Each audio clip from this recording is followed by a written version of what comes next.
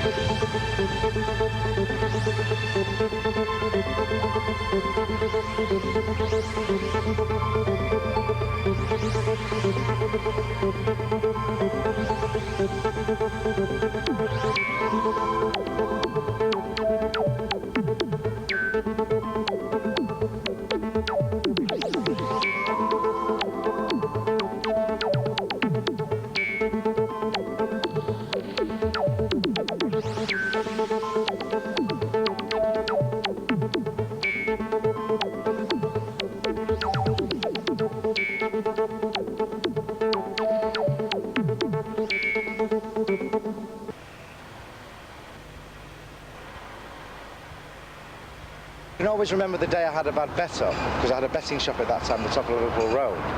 And just to get out of the office and have a walk around, I came into the basin and had another look at Merchant's Warehouse and devised a little dream for reinstating that warehouse. Because a few years earlier I'd opened a pub on the Irwell called the Marcaddy, which was derelict arches and it proved to be quite commercially successful.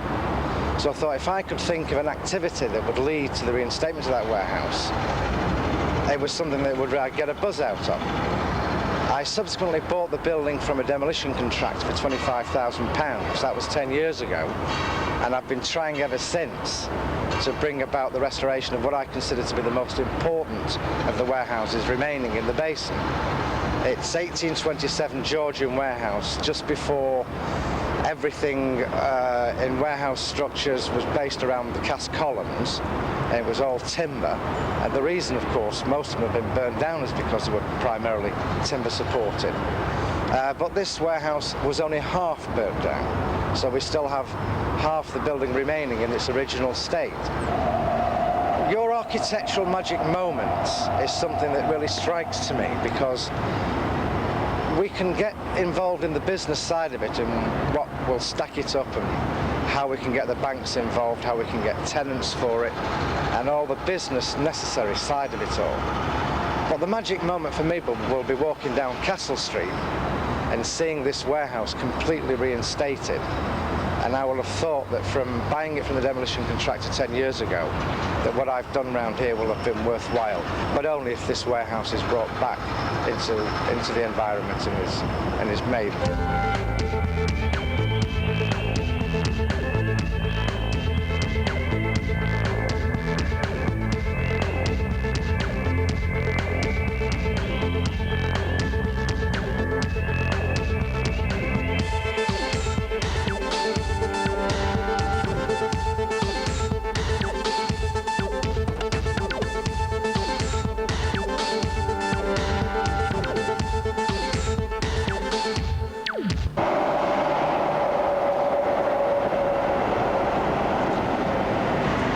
This place is special for me because it's part of Castlefield, which has an absolutely amazing history.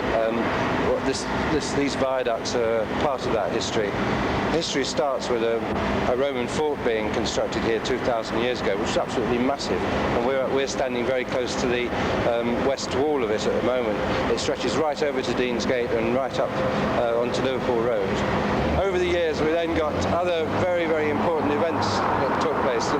One major one that comes to mind is Stephenson's rocket no relation, who arrived at Liverpool Road railway station, which is just over here, the first passenger railway train to run in this country.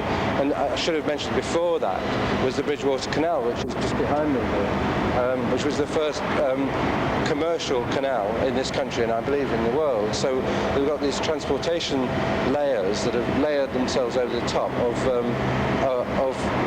a very important piece of history before that, which was the Roman fort. As the railway system developed, the Victorian affluence gathered steam literally. They constructed these monsters, which are absolutely fantastic. The spaces down here are absolutely fantastic. They've been ignored for years. Many Mancunians don't even know about this place, but they will do, because Castlefield is on the way up and is going to become an asset to the city again, as it was in the past. The Victorians didn't care about the fact that there was a Roman fort here.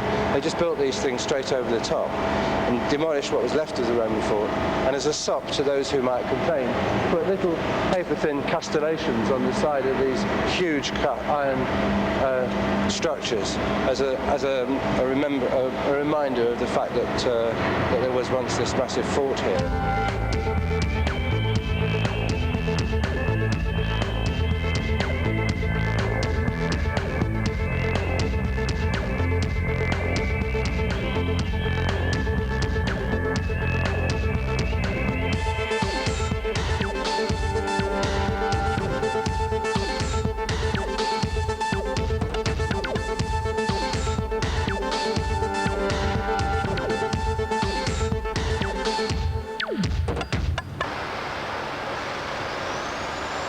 There are many great buildings in Manchester, not least the building I work in, Manchester Town Hall. But if Manchester is to be a city of the 21st century, which I believe it is going to be, then we have to be creating more great buildings for that century. Really, if you consider the great public and civic buildings in Manchester, it's more than 60 years since the Central Library, Manchester Town Hall extension were built. And I'm absolutely delighted that we've got the concert hall building on site. It is the first public building to be built over that period of time.